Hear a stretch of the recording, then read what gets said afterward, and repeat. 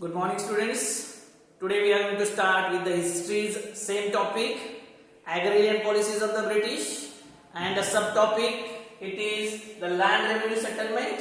And today we are going to start with the Rayatwari settlement. Already two settlements we already studied. So today we are going to start with the third settlement. It is known as the Rayatwari settlement, and another name it is there also for it. It is also called as the Munro settlements. So let's start our lesson with some points which is already mentioned on the board.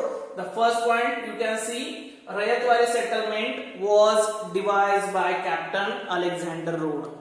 The settlement which was devised, which was started by the Captain Alexander Road. And mostly one thing I want to add here, that this settlement was introduced into the South India. This settlement was introduced. Thomas Munro. Who was this person? Thomas Munro, he was the governor between the time 1820 to 1827 of Madras. Means in South India. Madras means nowadays Chennai. That region's governor was Mr. Thomas Munro, and he developed such a system of a tax collection over there in South India. That's why this system is also known as the Munro settlement or the Rayatwari settlements. Let's see whatever else it was there in these settlements. So the third point you can see also no middleman. There was no middleman to collect the tax. As we studied before with the two settlements, the village headman was there or the zamindars were there to collect the tax. But here there was no middleman at all to collect the tax. Instead that the ryots, means the peasants or the cultivators, directly they can give their tax to the government. This is a very important feature of this settlement, as the tax is directly collected by the ryots. Ryots means the cultivators who are cultivating the lands. Directly this land cultivators can give their tax directly to the government. Okay, so this is the next point.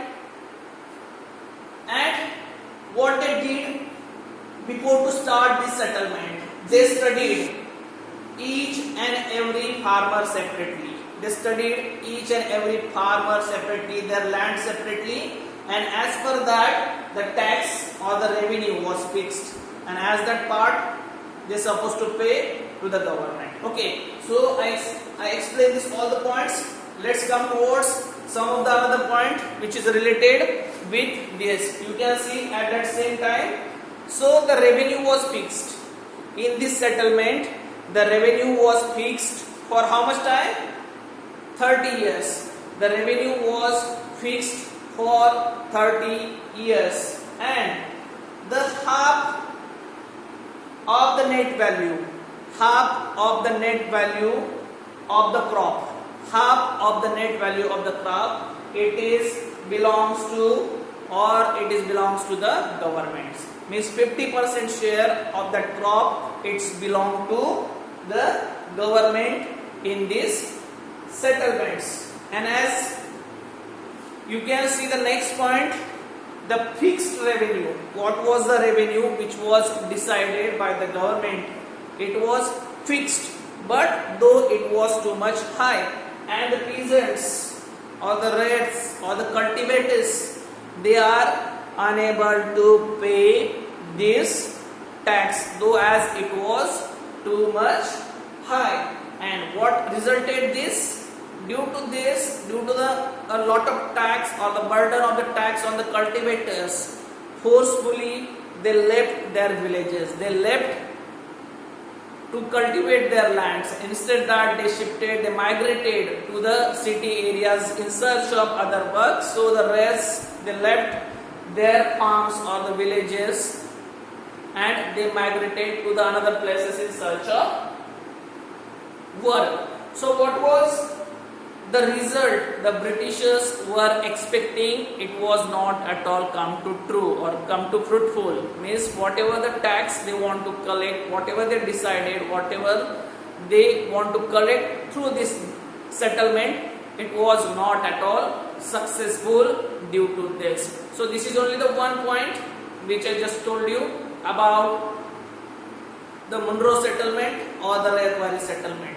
Once again, I am going to just quickly revise the point.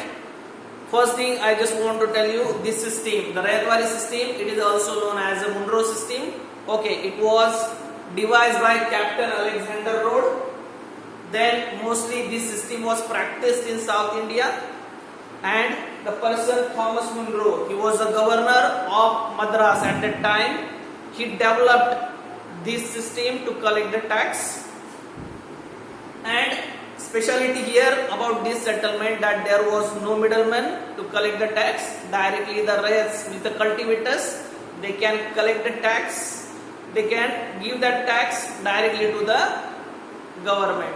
Then no need of a middleman over there. Directly they can go and they can deposit their tax, and the fields of each farmer, that was studied, that was carefully studied, and as per the land the revenue was decided by the government, and the peasants, cultivators, they supposed to pay the tax. Okay, the next point, it is the revenue was fixed for 30 years. After 30 years they are going to change it, or they are going to revise it, they are going to increase it after 30 years. Okay, and half of the net value of the crop, it belongs to the government share. Means half, 50% net value, whatever the price they will get, 50% amount they are supposed to deposit as a tax to the government. Okay, so though in this system the tax was fixed, but it was too much high, no one was supposed to pay that tax very easily. They suffered a lot to pay such a high amount. They are unable to pay the high amount. So they decided not to pay the tax and to leave the farming, to leave their lands, to leave their villages, and to migrate somewhere else. And whatever the goals, it was decided by the Britishers to collect the tax, that was not at all fulfilled through this settlement. So this is the last settlement which I discussed with you. I think most of the point I covered. Thanks for watching. Thank you so much.